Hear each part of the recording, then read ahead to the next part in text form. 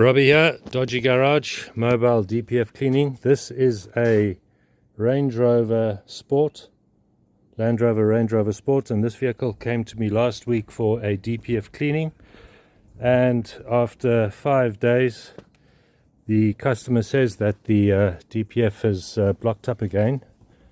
And my initial thoughts were going to be the temperature, that the thermostat's not working properly, but I've plugged in the scan tool and straight away come up with the fault codes here, and that fault code there, P0234-77, turbo supercharger overboost condition, commanded position not reachable, and obviously because of that, vehicle conditions incorrect for particular filter regeneration, and as a result particular filter restriction.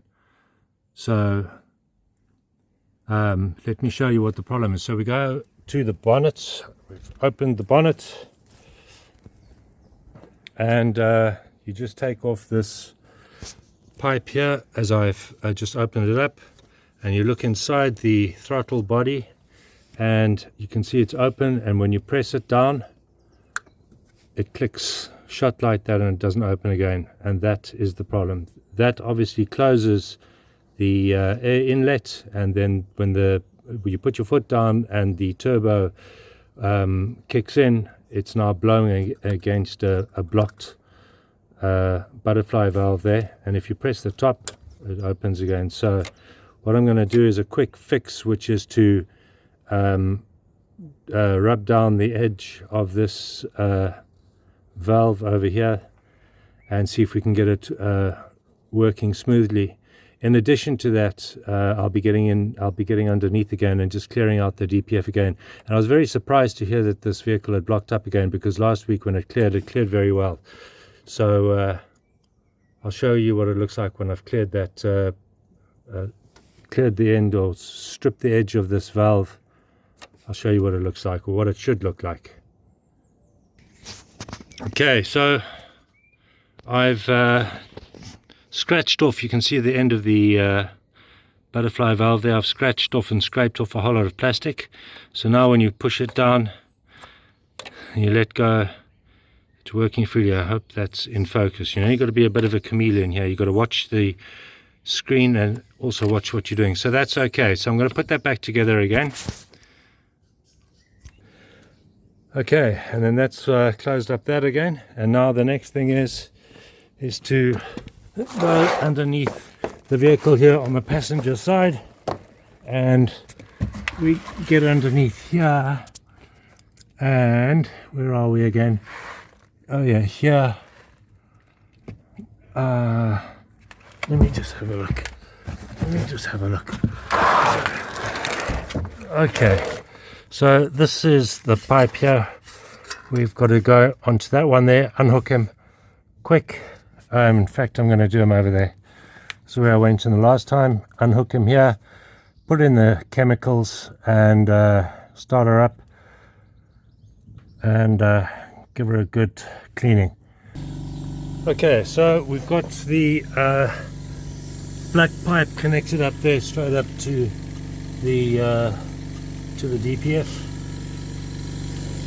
That big guy over there, that is the DPF, and we've got to connect it to this gun here, and I've got a little compressor around the corner, and I'm just going to start up the engine, let it idle, and get the fluid in.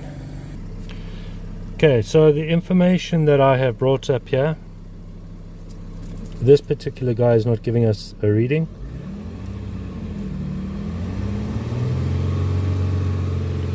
Okay, is engine revs. I've got her at 2.5. I want to see the engine coolant temperature raise right up. I want to see the exhaust gas temperatures getting hot, and we have a particular filter differential pressure measured, 11, 10, 9. I think this is in increments of 10, so I think that must be 70, 60, and on this particular vehicle 50. On this particular vehicle, this DPF cleared the last time, and it's doing the same thing here very, very quickly. So We're now at 40, 30, and that's concerning. And the reason I say that that's concerning is because the pressure is a bit too low. But we'll wait and see. It may well just be the launch product that I've got in there that's cleared it out too much. No, it's staying at 30. Okay, 20. And at idle we're looking probably for 0, and we're at 0. Okay, this DPF is absolutely clear already. I don't know what's going on with this vehicle. It clears very, very, very quickly. Okay, so in the meantime, we're going to keep the revs at between 2 to 3.